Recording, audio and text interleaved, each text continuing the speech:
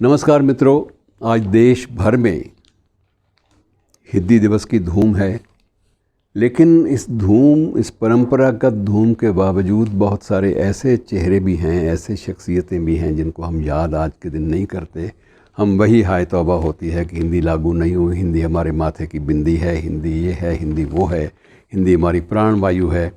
और ये प्राण वायु जो है पिछले लगभग 70 बरस से भटक रही है। इसको उसका पूरा गरिमापूर्ण स्थान अभी तक नहीं मिला।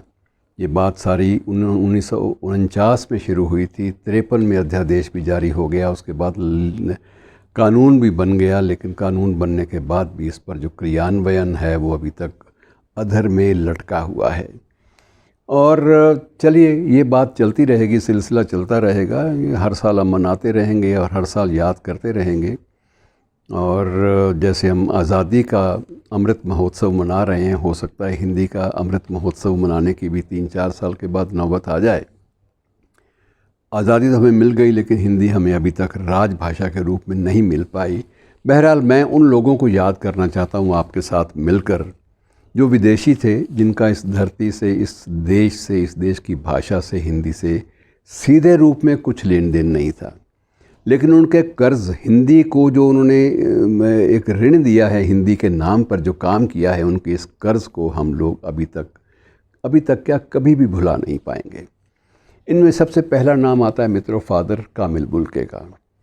फ़ादर कामिल बुल्के ने, अब भी आप कोई प्रामाणिक शब्दकोश की बात करें तो आपके पास एक ही रेफरेंस होता है कि फ़ादर कामिल बुल्के। फ़ादर की बात तो छोड़ दीजिए, कामिल बुल्के का जो शब्दकोश है उसमें देख लीजिए। और कामिल बुल्के कितना दीवाना था इस भाषा का और इस देश की माटी का, और देश की माटी की गंध का। आप अंदाज़ा लगाइए कि रामायण के बारे में या राम काव्यों के बारे में जो शोध उस शख्स ने किया, उससे हम एक कदम भी आगे आज तक नहीं बढ़ पाए। उसने एक निष्कर्ष रूप में, निर्णायक रूप में हमारे सामने कुछ बातें रखी। और लगता है कि जैसे राम कथा का सबसे बड़ा उन्नायक फ़ादर कामिल बुल्के था। कामिल बुल्के ने जो शब्दकोश तैयार किया मित्रों, उसमें 40,000 उसने नए शब्द जोड़े। और परिणाम ये निकला कि आज भी उसी शब्दकोश पर, कामिल बुल्के के शब्दकोश को प्रमाणिक माना जाता है, उसी का प्रयोग होता है। और लेकिन हम लोग हिंदी दिवस के अवसर पर उसको कोई विशेष रूप से याद नहीं करते, कैजुअली उसका भी धन्यवाद कर देते हैं। ऐसे ही बहुत सारे पात्र हैं। डॉक्टर ग्रियर्सन ने हमें हिंदी भाषा विज्ञान के बारे में जो तथ्य दिए, जो सामग्री दी, और भाषाओं के बर्ताव और भाषाओं की कल्चर, संस्कृति के बारे में जो तथ्य उसने दिए, हम उन तथ्यों से आगे बढ़ ही नहीं पाए। वो निष्कर्ष रूप में हमारे सामने मील के पत्थर खड़े हैं और उन्हीं से हम रोशनी आज तक लेते रहे हैं। इस तरह से तीसरा एक और नाम है मित्रों, ये रांची विश्वविद्यालय में, वहाँ एक जापानी महिला हैं, कात्सु नाम है। और कुछ देर रांची विश्वविद्यालय के बाद वो शांति स्तूप, विश्व शांति स्तूप चली गई। मूल रूप से उनकी जो आस्था थी, जो विश्वास था, वो गौतम बुद्ध के प्रति था। और गौतम बुद्ध के प्रति आकर्षण के कारण ही उन्होंने भारत में ही बसने का निर्णय कर लिया। और कात्सु ने हिंदी जो सीखी थी, वो हिंदी के एक प्रखर विद्वान थे, और प्रखर विद्वान भी, स्वाधीनता सेनानी भी, काका कालेलकर, उनसे हिंदी कात्सु ने सीखी थी पहली बार। और उसने शुरुआती दौर में जापानी बौद्ध भिक्षुओं को हिंदी स्वयं सिखाई, ताकि वो यहाँ इस देश में आकर पाली और हिंदी के माध्यम से गौतम बुद्ध के बारे में जो भी सामग्री एकत्र कर सकें, वो सफल रहें। इसी कामना के साथ उसने जापानी बौद्ध भिक्षुओं को विशेष रूप से हिंदी सिखाई। अब कात्सु सान अब भी उम्र के इस मोड़ पर भी लगी रही हैं, और उसको लगाव हो गया हिंदी के साथ और इस धरती के साथ कि वो 40 बरस पूर्व उसने अपने मुल्क की, अपने देश की नागरिकता ही छोड़ दी थी और भारत की नागरिकता के लिए आवेदन किया, जो स्वीकार हो गया। अब वो भारत की नागरिक है, लेकिन हमने उसको कोई विशेष सम्मान दिया हो या उसकी सेवाओं का कोई नोटिस लिया हो, ये भी प्रकाश में नहीं आता। बहरहाल हिंदी दिवस है, इसलिए उसको याद करना बड़ा ज़रूरी है हमारे लिए। और इसके बाद एक नाम आता है जिलियन राइट। जिलियन राइट जो है, उसको कुछ लोग गिलियन राइट के नाम से भी जानते हैं। उसका संबंध ब्रिटेन से है, अंग्रेज़। और गिलियन राइट जो है वो जब भी बात शुरू करती है वो हिंदी में बात शुरू करती है, और हिंदी इतनी शुद्ध बोलती है कि कोई बनारस का कोई हिंदी का विद्वान भी शायद इतनी शुद्ध हिंदी ना बोल पाता हो।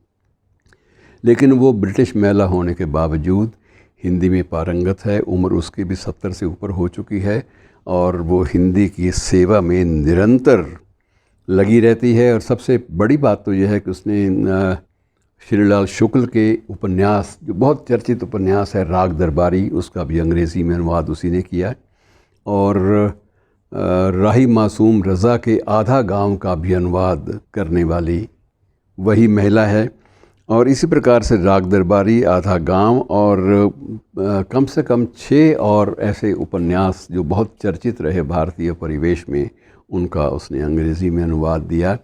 इनको मतलब ये कि व्यापक एक पाठक समूह हिंदी के बहुचर्चित उपन्यासों को प्रदान किया। ये कोई छोटी मोटी देन नहीं होती, ये बहुत बड़ी देन होती है। और उसके बाद उसके प्रशंसकों में भीष्म सानी भी थे। भीष्म सानी की बहुत सी कहानियों का उस महिला ने अनुवाद अंग्रेज़ी में किया था। और अंग्रेज़ी में भीष्म सानी को जो भी पाठक वर्ग मिला, तमस से लेकर बाकी उसकी सभी चर्चित कृतियों के लिए, वो सारा का सारा इस महिला की बदौलत मिला।